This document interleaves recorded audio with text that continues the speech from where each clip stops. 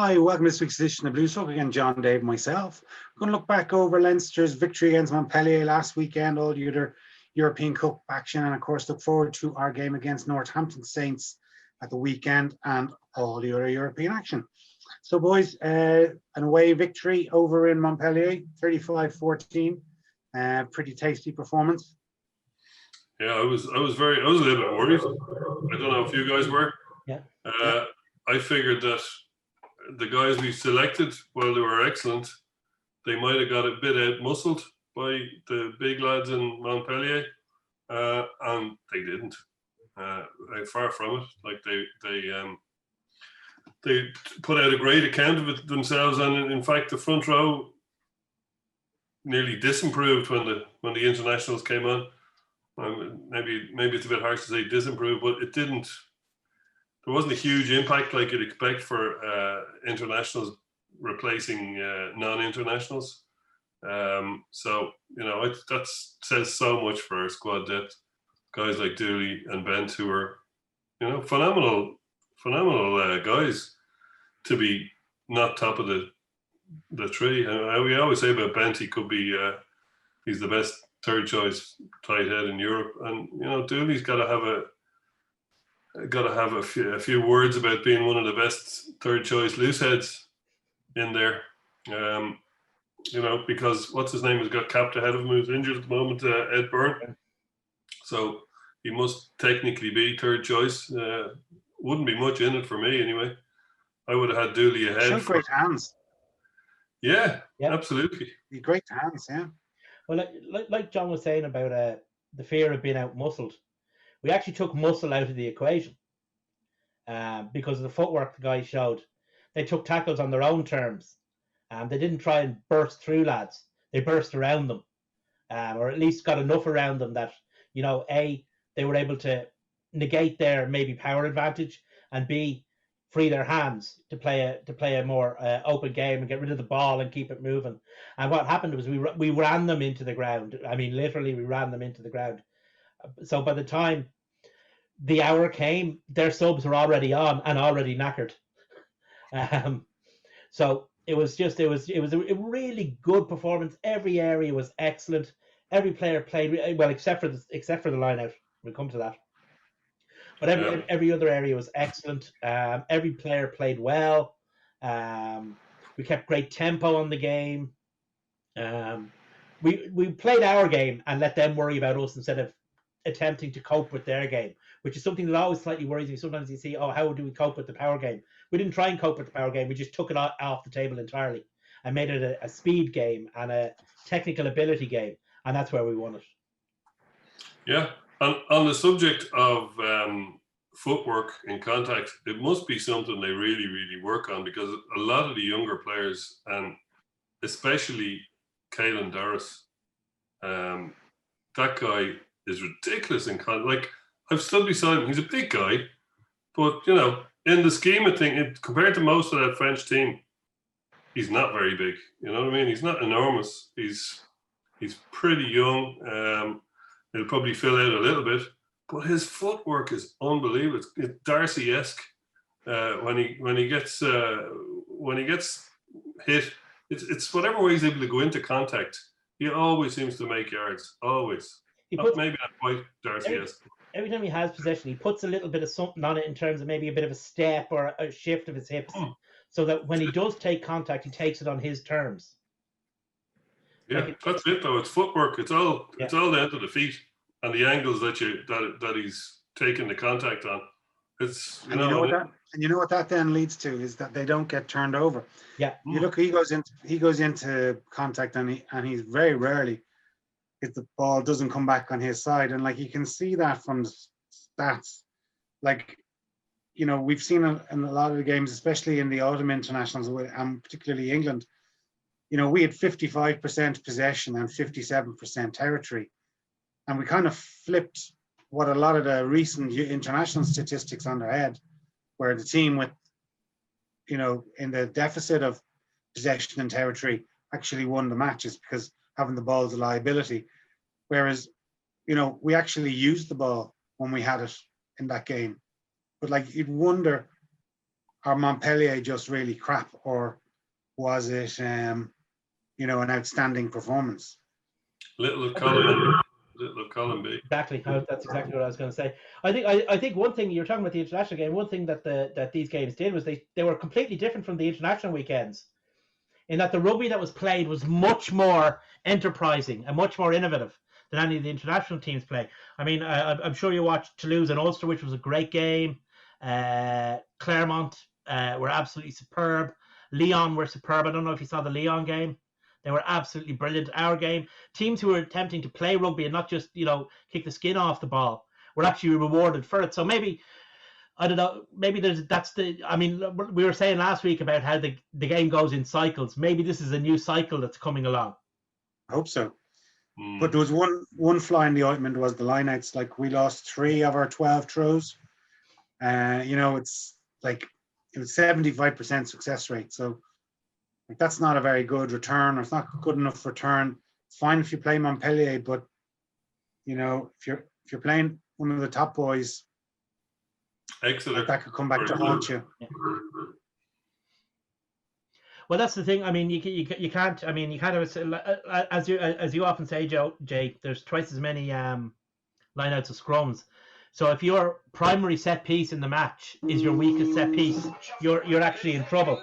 So sorry, my phone's going off there. So you do have to be cognizant of the fact that that's a problem. And it's been a problem for us for maybe best part of a year, where our lineout has been weak. Hard. It's not like there's some guy who's on the bench who's a brilliant thrower who's not getting a game. They all have the same structural flaw. Is it Leo taking his eye off the ball by doing too much of other stuff and not getting involved in lineouts?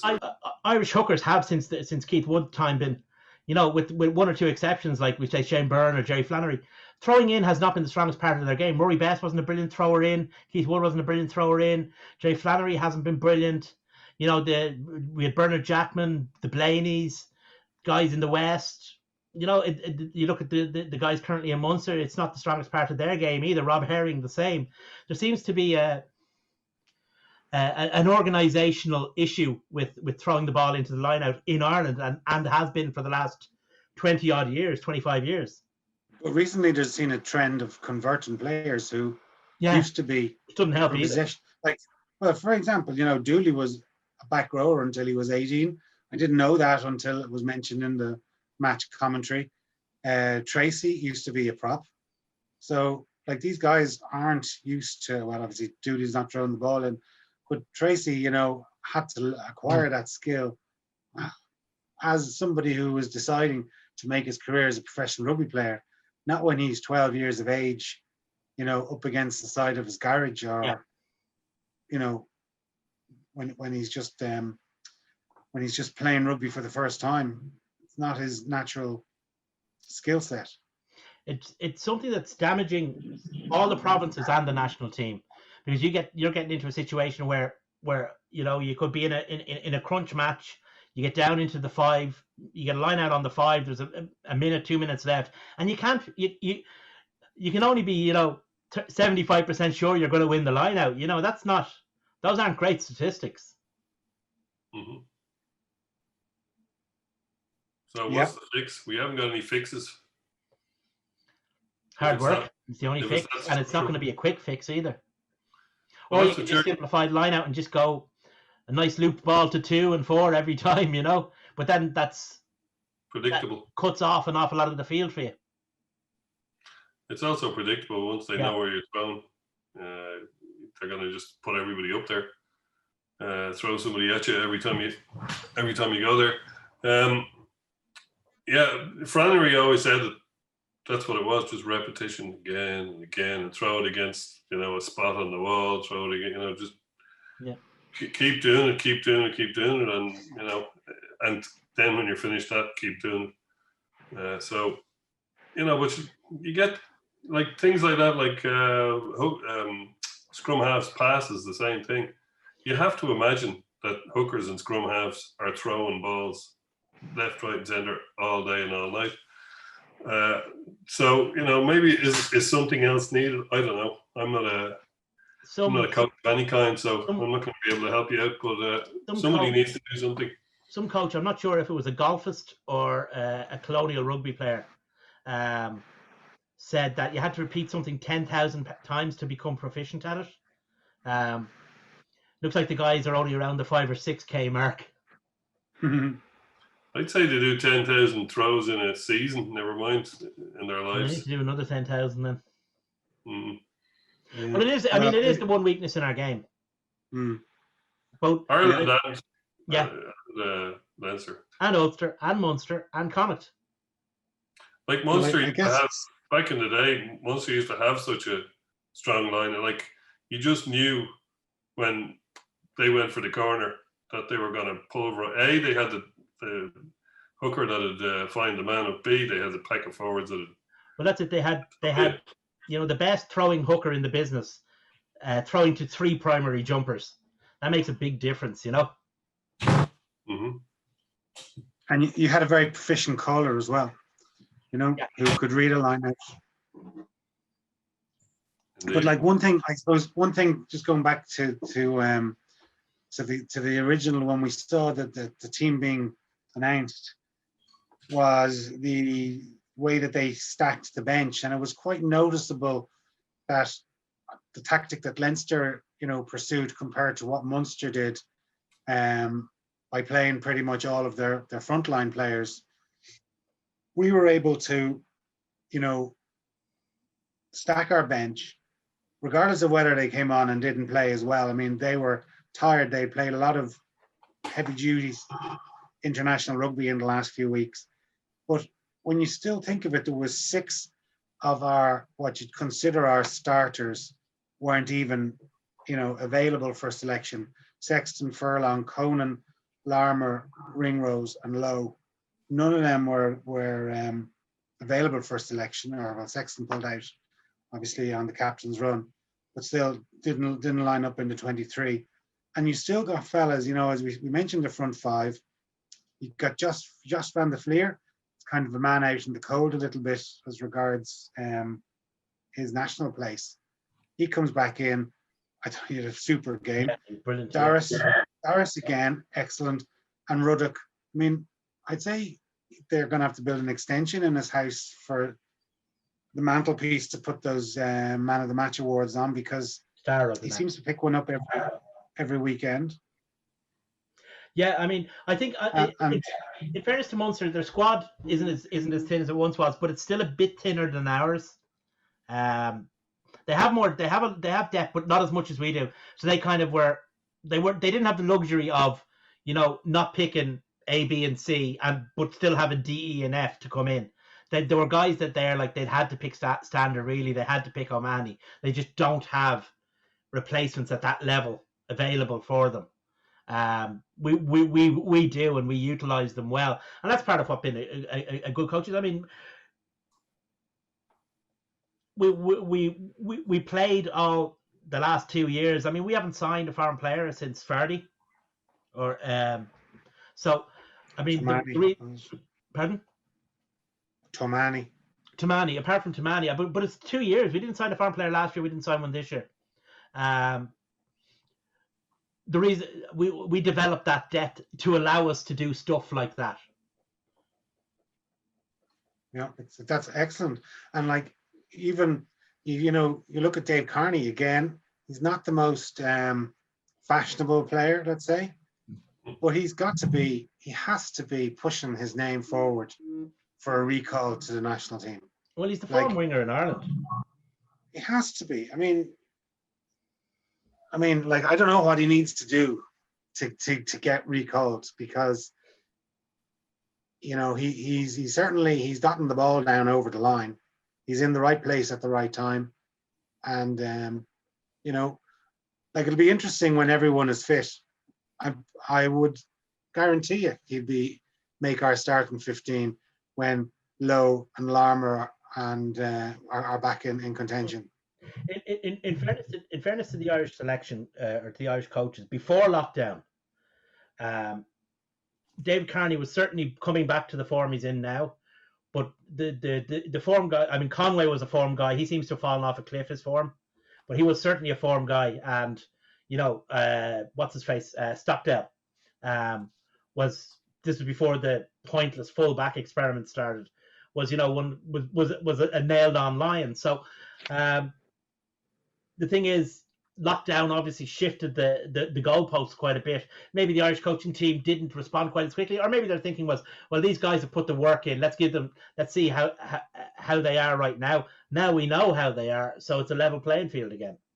But like from motivational, as a motivational tool, it couldn't have been better. I mean, it's rewarded fellas who've won 7 from 7. Yeah. It's given fellas who've played hard international rugby a rest, and it's created that we're all one team rather than once the internationals come, you're out on your rear, and we'll see you again in February when the lads are away playing France. There's no sinecures anymore. The best player will get picked regardless of reputation. Agreed. Why don't we have a quick run through some of the other results? Just have them here in front of me. It's interesting to see the difference between when you compare the two pools. In Pool A, all of the higher ranked teams played away from home, and they all won. So Leinster, Bordeaux, and Wasps won away from home. And with the exception of Ulster in Pool 2, all of the higher ranked teams, so the 1s and the 2s, Leon and Exeter were the 1s, and Racing and Munster were the 2s. They also won away, they won at home. Clermont beat Bristol and Toulouse beat Ulster. Yeah, so the home advantage thing, there was 5 home wins in total and 7 aways, but kind of because of the nature of the competition, the first versus fourth, kind of skews it a little bit in pool 1 or Pool A. Yeah, I think the real kind of, if you like, fly in the ointment of the whole pool system or the whole ranking system was Toulouse been ranked a 4th ranked side. That was crazy. Yeah. I mean, I understand why it was done, and you have to have a certain amount of consistency. But Toulouse would be one of the top 4 or 5 sides in Europe. They're not, they're not number 15 or 16. Correct. Yeah, and you could see sort of the way that between the two leagues. Now, I mean, I take it that there was a number of, but France had 7 wins out of their 8 teams. The English had 2 wins, and the Pro 14 had 3 wins. But it was, I also had a look at, if we sort of looked at the rankings, so 5 of the first tier teams won of the 6. Yeah. And 3 of the second team, 3 of the third teams, and 1 of the fourth being Toulouse. You probably would say that they should be in tier 1 ahead of Ulster, I'd say, Yeah, so that would be a better balanced.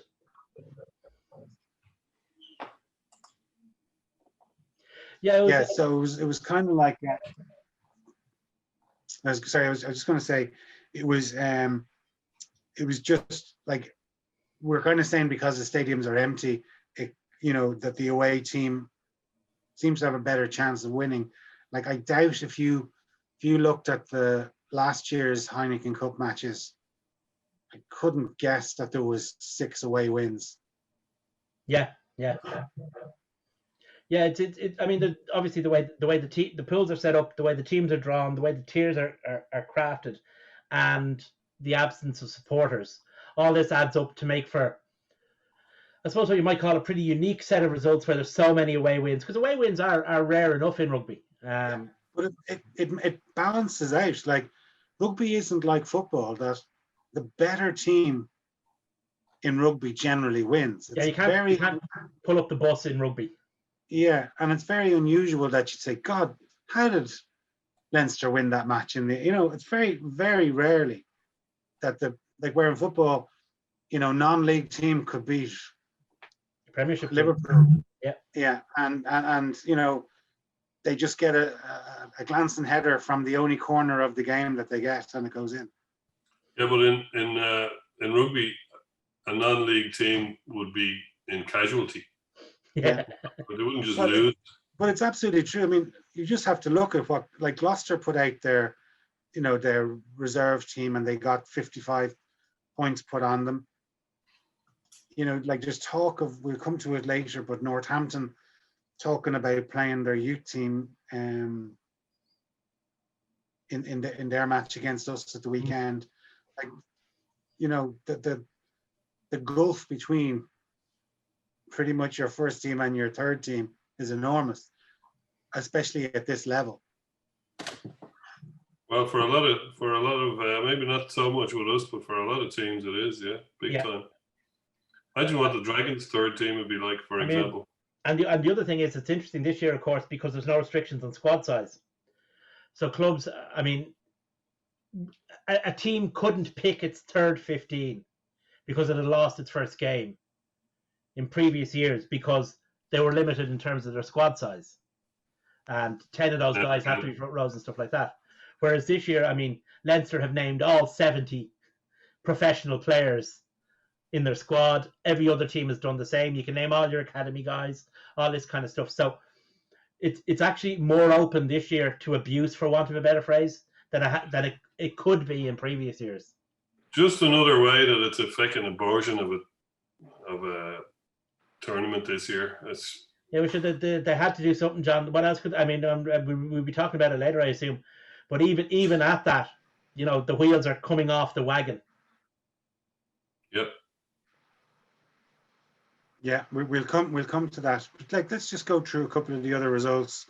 Like, a match that's kind of relevant to us was Northampton's defeat at home against Bordeaux.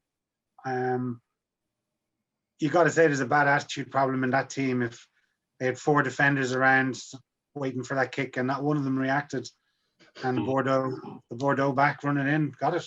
I'd say he couldn't believe his luck. Well, Doug Howlett used to chase.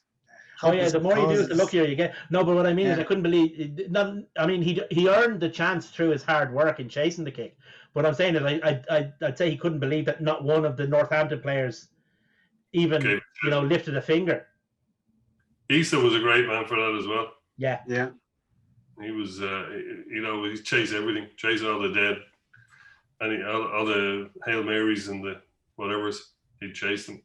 And he'd also chase down kicks, conversions. He'd always have a run at a conversion. Yeah. Even though out of 100 times he might distract somebody once, but he'd still do it. It's I mean, Northampton for a long time were under Malander. And of course he's gone now, and Chris Boyd is in, and people thought, oh well, this will be a new broom, it'll sweep away, the detritus or the whatever from the Malander years. And I'm not sure he's moved that team on at all. I mean, we played Northampton a lot over the last 10 years between European matches and friendly matches. We've seen a lot of Northampton, more than possibly any other team, except with the exception of maybe Munster. We've seen Northampton. We probably played someone. I'm sure somebody out there will have the stats for it, but we played Northampton a hell of a lot. And I'll give you a few stats here, Dave. We've played them 9 times competitively. Yeah. We've won 8. Yeah. Let me tell you this stat. This is a frightening one, right? We played them last season twice. Yeah. And going back the third match that we played back in December 2016, we won 50 points to 21, 43-16, 60 points to 13. In those 3 matches, the aggregate score was 153 points versus 50 points. So we outscored them 3-1. Yeah. It's and then I mean, and those are just the competitive matches. So what I'm saying is there's a lot of we have seen Northampton a lot over the years, and we've seen that they haven't improved at all under Boyd. Over the last 10 years that we've been playing them on a at least annual basis, they've got worse. Yeah. like this year they've played 3 league games. They were beaten away to Sale.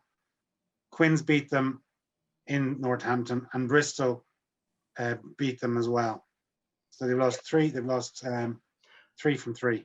Yeah, and they're obviously 12th in their league. Yeah, it's like they're not been beaten by Exeter and Wasps.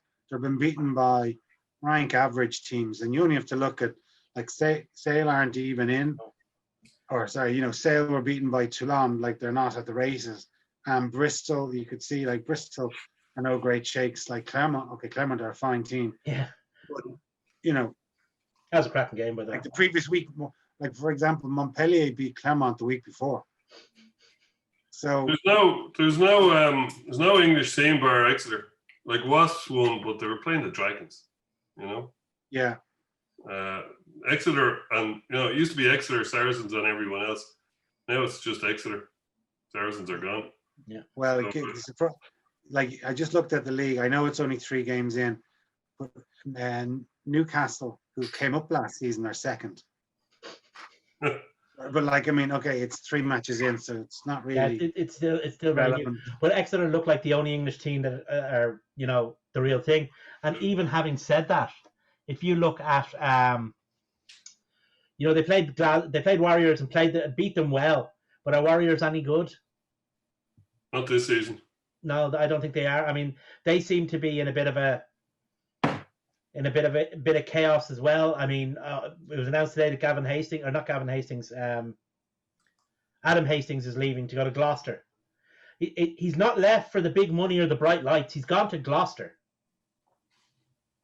But like we said it before, Glasgow are turning into a selling. Yeah. Use soccer parlance, selling club. They've got rid of Hogg. They've got rid of Finn Russell, and now Hastings. Yeah. Like, could you like they were getting full houses because they were playing sexy rugby with some of the best players in Europe. And anytime somebody just gets to the sort of becomes the cream of the crop there, it's like, let's get out of here and move to bigger and better things in the English Premier League or in France. I think there's a cultural thing in Scotland with that. I mean, going back hundreds of years in terms of moving abroad to sell your skills. That's where the word Gallaglass comes from. It's a cultural thing in Scotland. But I think Glasgow got to a point. They got to that tipping point where they were, if not dominant, then one of the top 2 or 3 teams in the Pro 14.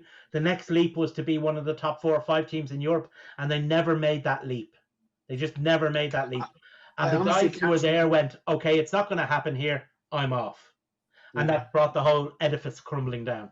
I mean, like I can't understand how all this talk in the media of them chasing Ben Healy when they should be trying to keep their own homegrown stars instead of letting them become wild geese and move all around and then try and bring some young fella in who's a very talented fella who could go on and get 100 caps for whatever country he decides to play for.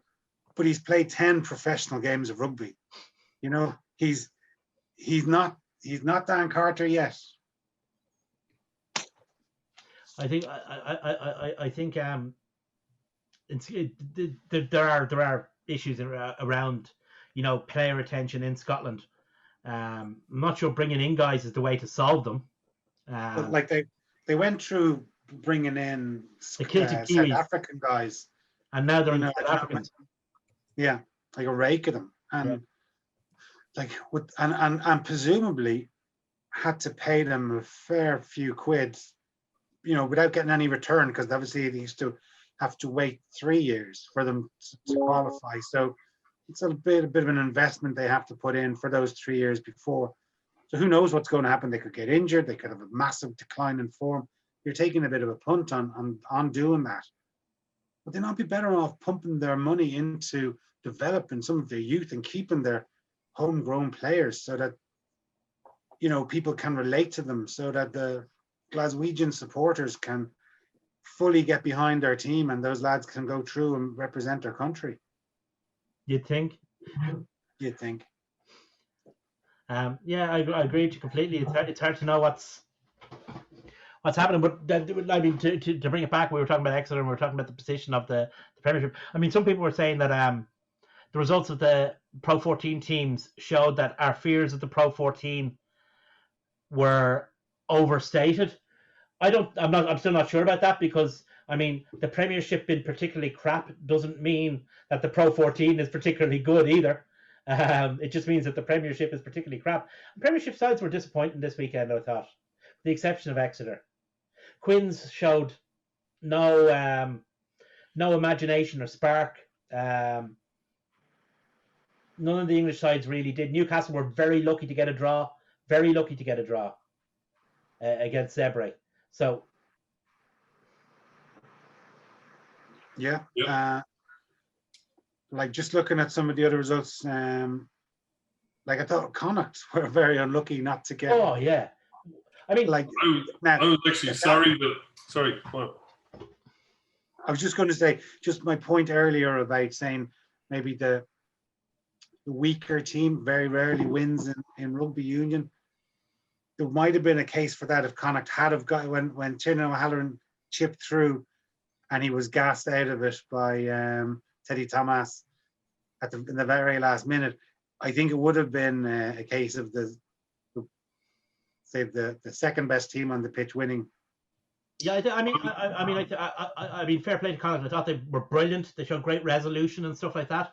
I think that there was a reason why they were so far down in the first place. And that was because Racing were the better team and they took the foot off the gas and then found it very, very hard to put their foot back. Once you take your foot off the gas, it's very, very hard to put it back on. And I think that's what Racing found. But that's not to take away from Connacht's resolute attacking in the second half. And they could have won it. And if they had won it, they would have deserved to win it for A, the way they played, and B, for Racing's savoir-faire attitude. Well, I was watching the first half of that, and I think it was 19-3. Laissez-faire, not savoir-faire. Sorry, go on. Yeah, I wasn't going to pick you up on that, Dave. But I was watching the first half, and it was 19 something anyway. I can't remember what the score was. It was 19-6 or 19-3, I think. Anyway, I decided I kind of had a choice between going and doing something and watching Munster later, or sticking it out and watching that and missing the first half of Munster. So I decided to go out, and when I came back, I was shocked that the score was, I think, 26-22. I couldn't believe it. I thought, like, they're 3 tries down in Paris. They're gone. No fucking chance. So, yeah, I was shocked and also pissed off that I didn't watch the whole game. So, yeah, fair play to Connacht, is right. And I didn't see, but from what I've heard, it was pretty good. That La Defense Arena place is, I know it's only fairly new, but it's not a happy hunting ground for anybody. It's pretty intimidating when there's the big screen and all the fans, but even without it, it's, you're in the home of Racing, and they have, whatever you might say about their attitude sometimes, they've got some serious players in that team. They're maybe the anti-Exeter. There are a load of players playing not quite up to the level of how amazing they are, whereas Exeter are a team, certainly were a team of players that are not quite up to the level of some of the other teams, but play as a team really, really well together. You want to call him a gestalt, John? You haven't used that in a while? I've never used it, Dave. That's one of yours. But yeah, anyway, fair play to Connacht. I was very impressed with their diligence, and they're down a few players as well. They have a few important guys out, so fair dues to them. Yep, absolutely. Munster against Quins. What do you think of the late hits on young Healy? I think there's been a lot said about him recently. Yeah, I was. So they were a bit like the first one was what's his name?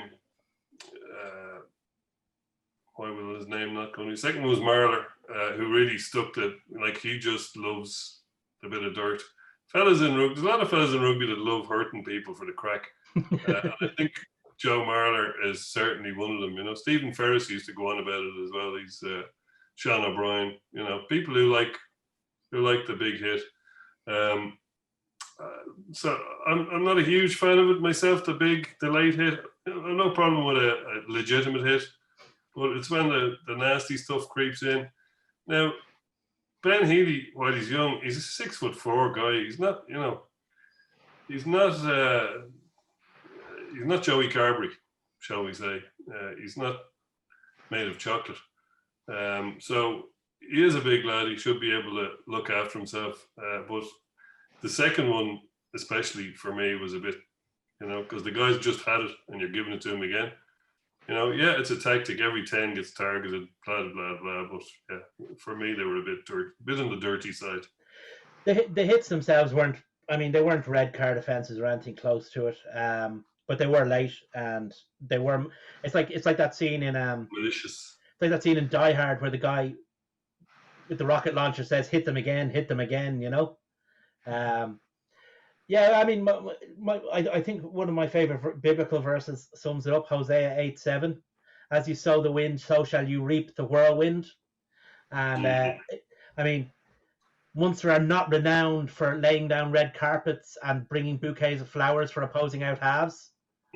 You know, they've done it themselves. So, you know, karma's a bitch, boys. Karma's a bitch.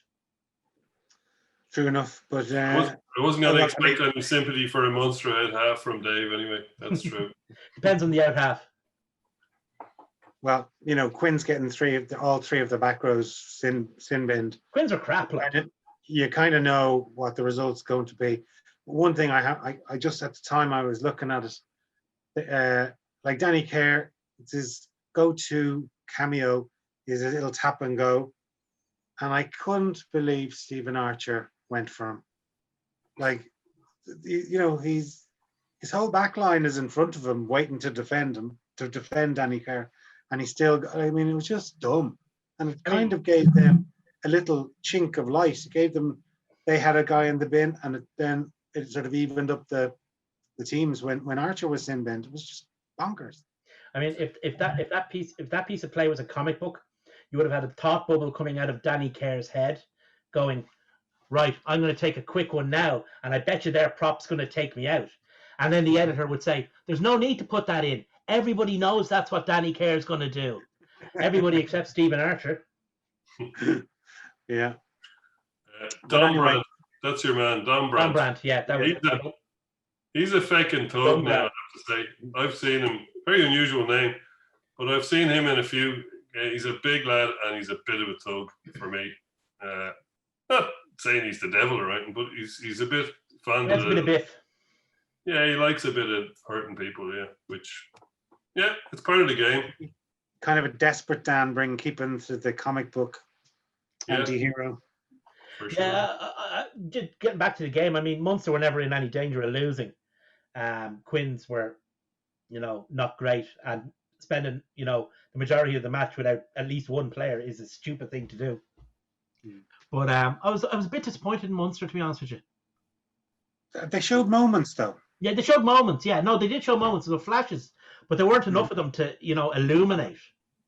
But what I think what's going to come back and haunt them is the bonus point. Like, in their pool, there was there 5 or 6 bonus point wins. So, you know, like you've got 4 games to shine.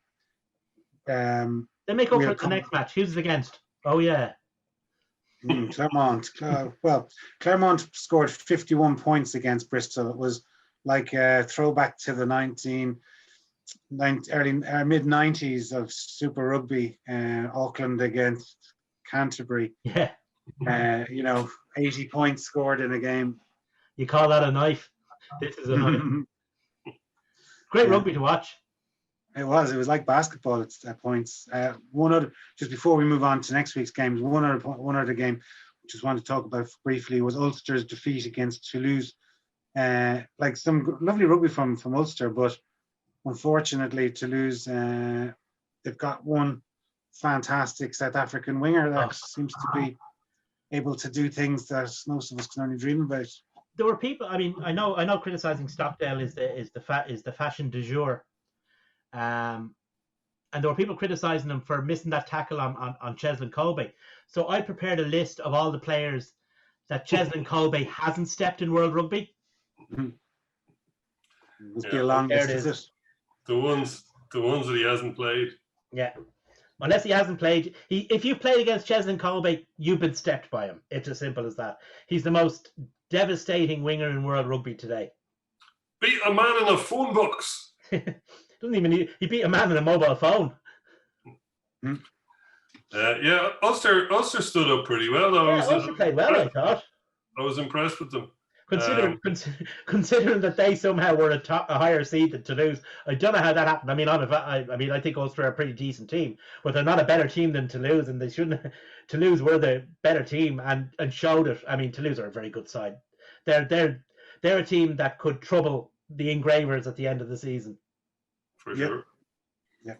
And we're moving our attention towards all of the games next weekend. We'll just run through some of the highlights, and then we'll come back to the Leinster-Northampton game. So one that sort of looks an interesting one is obviously we kind of tipped on it earlier. Munster travel to Claremont. That's just going to be a humdinger of a game. I honestly can't see Munster getting a result there. But you know something, Jason? As brilliant and all as Claremont are at rugby, and they are brilliant, they're a fantastic team to watch. If they show any weakness against Munster, Munster will work on it and expand upon it, because one area where Claremont are weak, and we say it every year, but it's true, is that they are mentally weak. One area where Munster are unsurpassed anywhere in European rugby is their mental strength. I'm not convinced it's at the place it was 12 years ago. And remember, the ground is going to be empty as well. If Claremont show any hint of throat, Munster will go for it. So this game is actually a lot closer than I think a lot of people think it will be. Interesting. Okay, well, I'm looking forward to it. Another game I'm also looking forward to see is the Gloucester-Ulster match. Like, both teams lost, so it's last chance saloon, I would suggest. Interesting that Danny Cipriani seemed to step away from Gloucester immediately. Was that because Hastings is coming in next season and he threw his toys out?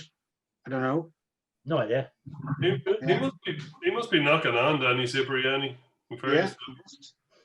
He played for England in Eddie O'Sullivan's last international. It was in 2008. Yeah. 2008, yeah. He's always been the great, unappreciated, unutilized genius of English rugby, or at least that's how he's portrayed anyway.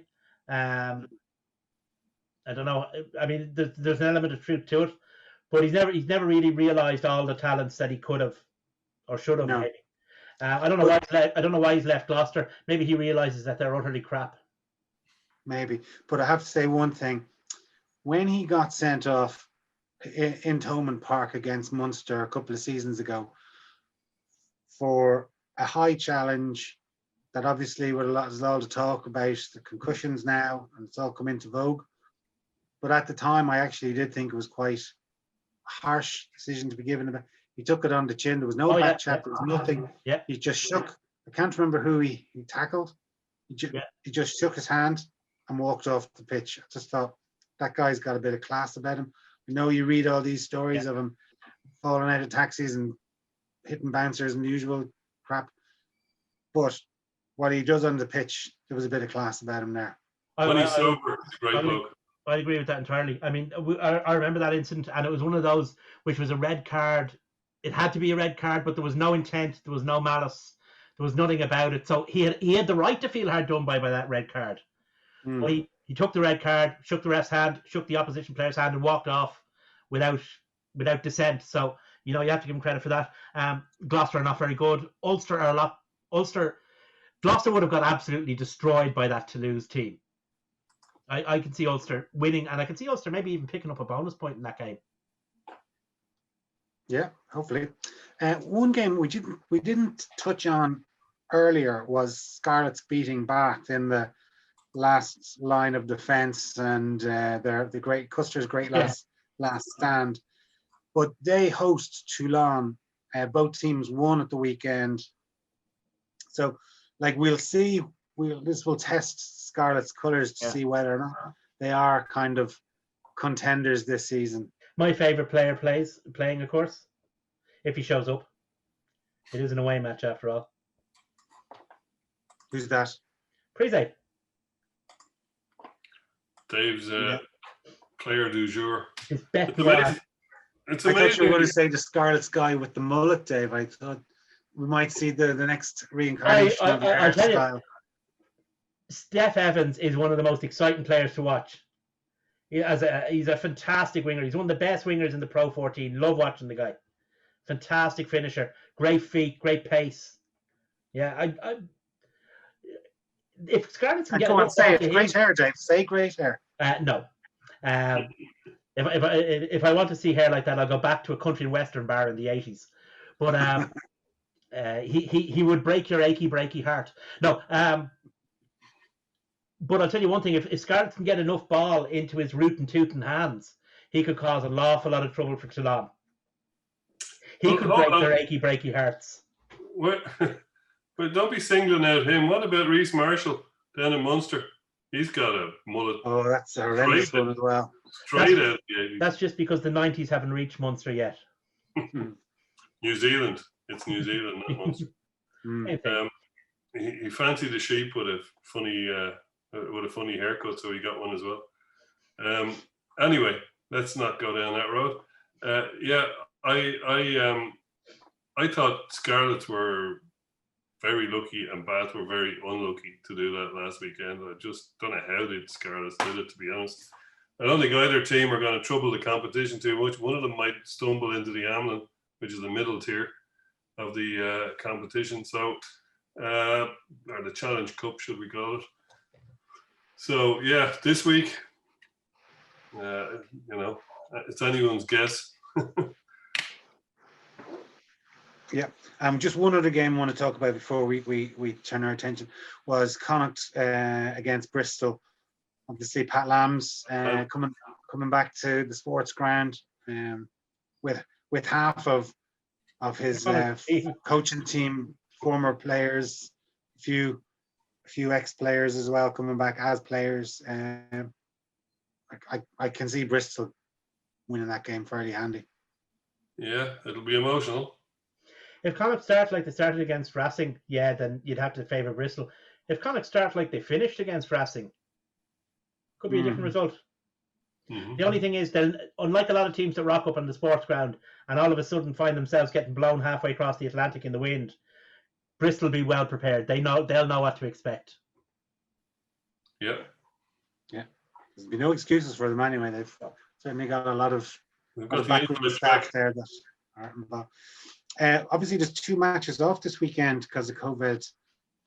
Toulouse Exeter game and the Glasgow Lyon. Exeter have a number, inverted commas, of cases. I'm surprised that, bearing in mind that the competition is so truncated, that they didn't have some sort of, like we knew what was going to happen in the autumn internationals, that it was going to be a 28-0 victory and a 5-pointer given to the side that didn't have COVID or didn't have to cancel. I'm surprised that they haven't had something in place so that there's no ambiguity. Is it lads getting together to decide who wins the match by committee or some shit? Yeah. I don't understand it. The thing that's the thing that I worry, I mean, obviously, as you were saying, Jason, during the Autumn Nations Cup, Fiji were 28-0 a couple of times, obviously because of COVID. So it'll be interesting to see how the EPCR talk fast enough to not do that to a country from a tier 1 nation. The interesting thing to see will be what happens. The interesting thing to see will be what happens to Glasgow. Glasgow are the innocent party in this. Because obviously they have to self-isolate because of close contact with Exeter. But they are also the team who can't field for the next match. So it'll be interesting to see, is there a difference in punishment meted out? Because there should be. I don't think Glasgow should be punished, nor should their opposition, by the way. But I don't think Glasgow should be punished because it's not their fault. I mean, it's nobody's fault. We're in a global pandemic, so take fault out of it. But they're not the reason that the game has to be cancelled.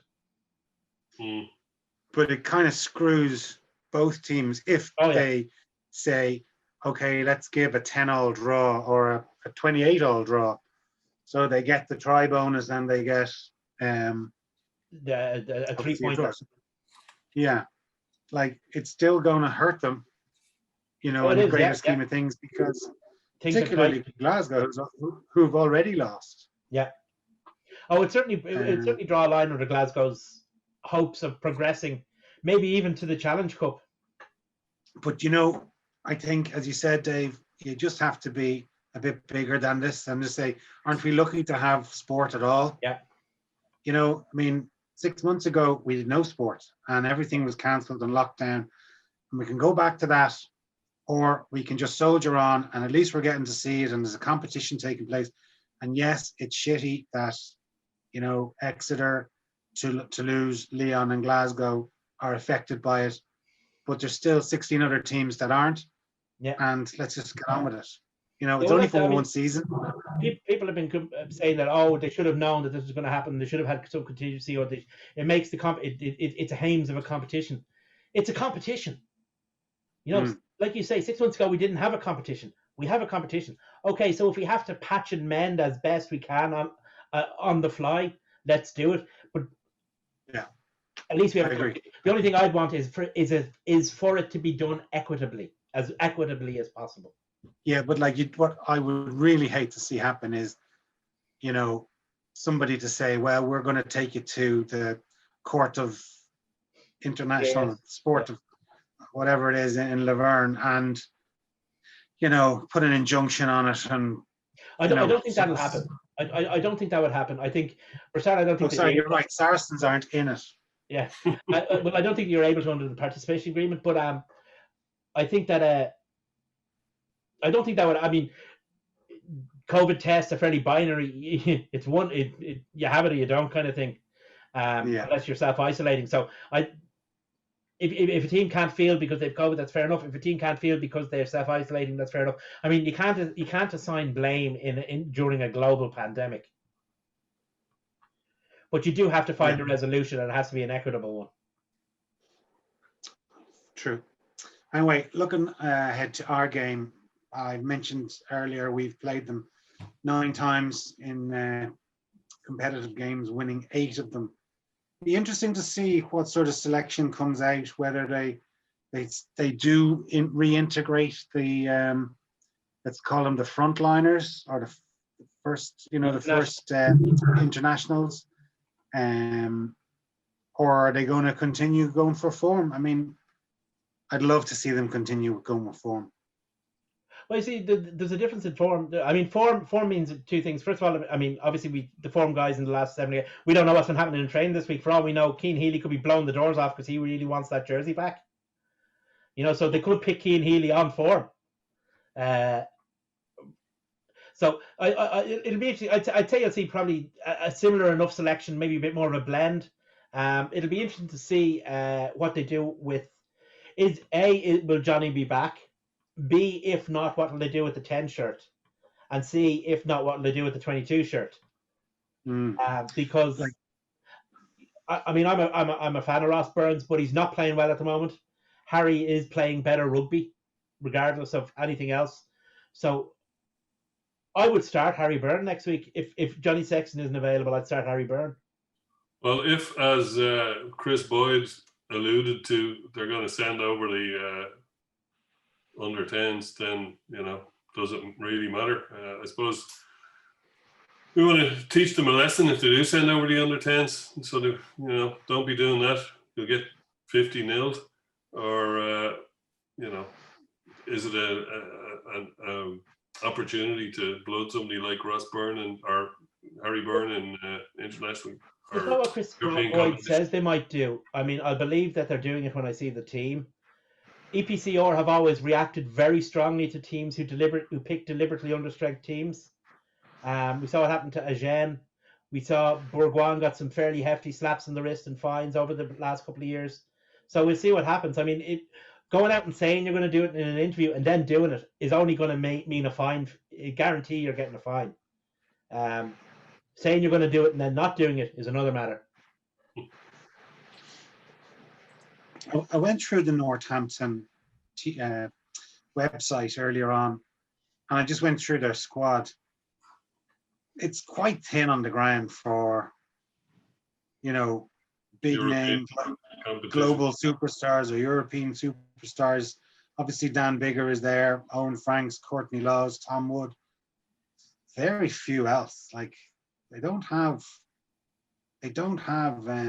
huge squad depth, with quality international standard players. You see, it's like Samson's hair. When they cut down the hedge in Franklin's Gardens, it took all their strength with them. Remember that lovely green and yellow hedge they used to have run along the side of the pitch? They cut that down. Now karma. You reckon that's it? I reckon that hedge was their magic. It was their Samson's hair.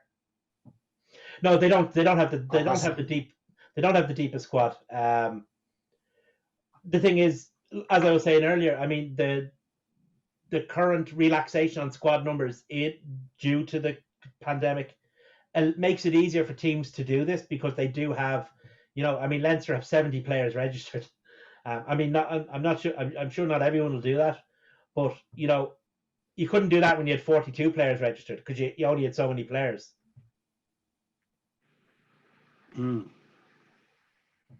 Yeah.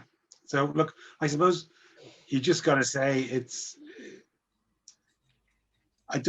like, this fixture, a couple of seasons ago, like they beat us in the return leg. Well, not a couple of seasons ago. I think it was 2014, was it? Jamie Heaslip gave away he was on their line with the line at their mercy.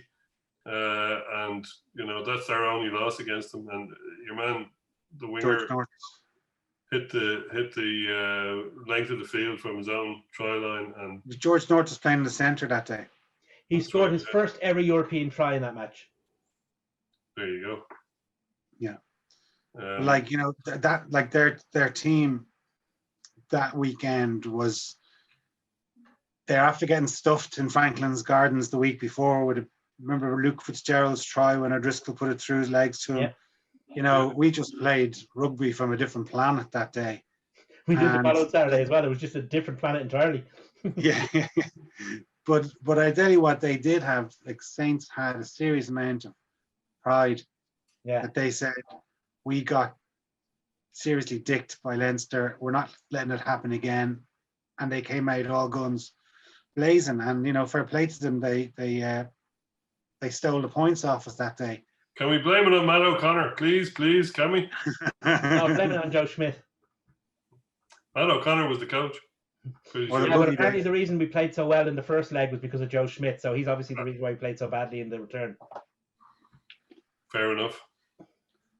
But I don't see them like they had a significant defeat at the weekend. Like I don't see them coming out and all guns blazing this time around.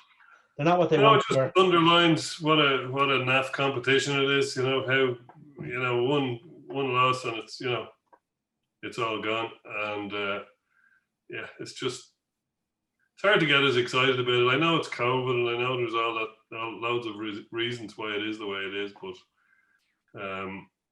I think this competition has gone in the wrong direction since they changed it in 2000 and whenever the hell it was, 14, 13, 12, 15, whenever it was, anyway, I think it was 14.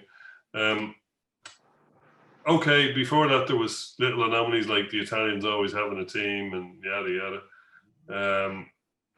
So in some ways having it more merit-based was a good thing, but look what's happened to the competition. It's just not as captivating for anyone. I mean, it's not as if the English or the French fans are really bought into it. No. Since their teams. We're talking about. The Premiership are not the world's greatest decision makers. they're certainly not the world's greatest business minds. We saw that with Saracens. We've seen it with the way that the position their clubs are in. We've seen it. Did you see the BT Sport deal? No. Yeah. BT Sport. They turned down BT Sport's final offer of 40 million a year, and then went back and have now accepted a 3-year deal at 110 million. Okay. So they managed to cost themselves 10 million. Yeah, well, they probably turned it down before COVID, I'd say, did they? No. No? They were looking to get their own dedicated rugby channel. You know, on the Sky platform, they have a Formula One and a NFL, and they wanted BT to have their own dedicated rugby channel. And this was under negotiation, and I don't know whether BT were willing to do that, but 40 million was offered to them in well, it was certainly floated in August, back as far as August, and now they've obviously taken a lesser deal. Mad, Ted. But like, I mean, it's got to be significantly more than the Pro 14 clubs are getting. Oh yeah, well, I mean, there's a significantly bigger population. And it's an older competition. That's surprising, but I mean, at the end of the day, they're just. I mean, it's not going to go back into the game anyway. It's money that's going to exit the game, and all the CVC money's gone now. Yeah, no, all ours is gone too. Yeah, and that's what I mean. It's been swallowed up by the last 12 months. So, I mean, the professional game is in quite serious problem. I mean, we see it's not just rugby. League One has lost its TV deal. League One signed a huge TV deal. This is the French Football League. Signed a huge TV deal with Spanish company MediaPro, who haven't made their last couple of payments and are pulling the deal. Professional sport, the days of the mega deal are over. The exception maybe of the Premier League. The days of the mega deal are over because there isn't enough money going around and people aren't willing to pay it out anymore. So, but like, there's so many different retrenchment coming. But there's so many different subscriptions that you need to pay. I mean, you know, you get your basic Sky package or your Sky box in your house, then you got to pay Air Sport, BT Sport. If you want Sky Sports, throw that in as well. If you want, you know, some football matches are on Amazon, so you got to buy that. Like, you know, like if you want to watch sports, you're going to have to pay for it. And well, I mean, what's the other side of the coin? Like at the moment, I heard an ad actually today on the radio for Catherine Martin wanting proposals of what sports the significance she wants, or what the public wants to include on the free-to-air list. Like, you know, we can all say, oh, I want the All-Irelands, and we want the Six Nations, and we want the Heineken Cup, and we want the Irish Derby, and the Aga Khan, and all these things. How do they survive if they're all free-to-air? Like, they make their money, you know, through, like, if you want, just stick to rugby. If you want rugby to remain viable professional sport in Ireland, I'm sorry, you need a big TV deal because there ain't, you know, Bank of Ireland pay them 1.2 million a year. That's small potatoes when Liverpool get 40 million from Standard Charter and 35 million from Nike. The other side of that, and whilst I agree with you, Jason, I would say the other side of that is Bank of Ireland would pay a lot more if they were free to air. Stands to reason. I mean, you're talking about, would they take? Like, yeah, like, you know, Bank of Ireland don't have. If you know, 40 sport, a match in air sport. But just to finish for a second, Bank of Ireland don't have 40 million. Like, I'm not saying they're going to pay that much money, but what I'm saying is the value of the deal to Bank of Ireland would be more if the game were on free to air, because you just have so much more eyeballs on their brand than you do have on a very narrow. I mean, subscription television, right. They don't care about how many people, they don't care if nobody watches because people have paid their subscription. Whereas free to air, you have to have the number. That, but would you not rather watch Leinster play every week rather than, well, Leinster on this weekend because RT, for example, I'm not arguing against that. I agree with that. I agree with you. But all I'm saying is purely from an eyeballs point of view. Free to air has massively bigger viewership than subscription. Yeah, no, That's all I'm saying. Oh no, I 100% get that. But I'm just trying to argue back to say, like, that's all well and good, but Leinster can't be on telly every weekend if it's on. It's supposed to be spread across the competition. So Bank of Ireland ain't going to get eyeballs on their jersey, or Adidas, or Leia Healthcare, or whoever is the sponsors, if Leinster are only on it, once every 4 weeks, which that would give them an increase than what they're getting on. I'm sure. Okay, maybe it would. Yeah, it would. It would. I mean, the figures are massively bigger. Yeah, no, I understand that, but like, they're just. I just think that if you as a fan, or me as a fan, want to watch our team on television, Well, it has to be on games, television. it has to be on subscription. And I can't see the Heineken Cup, particularly the way it's gone the last few years, making the criteria to be on the protected list. I just don't. It's not culturally significant. It's as simple as that. And it has to be culturally significant for the whole country, not just the people who follow the sport. That's one of the criteria. And it has to have what is it? There has to be a 5% viewership figure or something like that, and that's why the Aga Khan is going to drop off the protected list this year, the Nations Cup, because it doesn't have the viewership. People aren't as interested in it as they once were. The big difficulty is that if you put it on the protected list, then the deal. Competitions that do group negotiations, like the Six Nations does, like the Heineken Cup does, can't go into those negotiations unencumbered. They can't have a negotiation with BT Sport and say, look, like we say to Six Nations can't go to Sky Sports and say, look, here's the whole competition, exclusive, if you give us 100 million, because 3 of the games are going to be on free-to-air television, because the deal is encumbered by that list. And that's the point the IRFU have made repeatedly. And they've kind of gotten around it because a free-to-air television channel has bought the rights in and of itself. But if the deal is encumbered, it will affect other revenue streams. Personally, I think that I think professional sport, to a certain extent, has to go on subscription channel to an element, but it does kill viewership. And it has an effect on people taking up the sport at a younger age. Well, I'd love to come back to that, but we're kind of a bit short for time. Before we go, I just really want to rattle off and mention that the Rugby World Cup draw was announced during the week. We've got a humdinger. We play South Africa, Scotland again, and Asia Pacific and Europe too. But unfortunately, it means that the Pool B will end up playing against either runners-up or winners of Pool A, which include New Zealand, France. So, it's sort of, well, like, you wonder whether France as hosts are going to win their pool, because they beat them in when it was held in France in 2007. It's going to be 2028 before Ireland win a pool match or win a knockout match in the World Cup. Pretty much.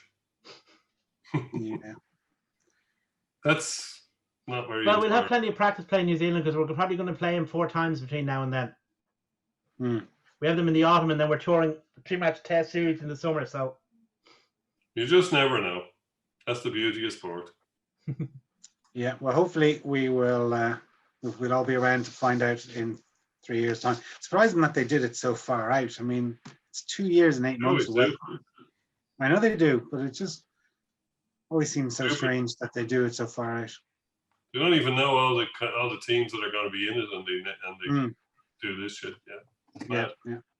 Anyway, boys, as ever, your Christmas tree's falling down. Anyway, as the ever, house is falling down. Better go and pick it up. As ever, boys, thanks a million. Thanks a million for watching. If you are following us on Facebook or Twitter, please give us a like and a subscription and a thumbs up, as Dave is given there. Thanks again. Cheers. See you.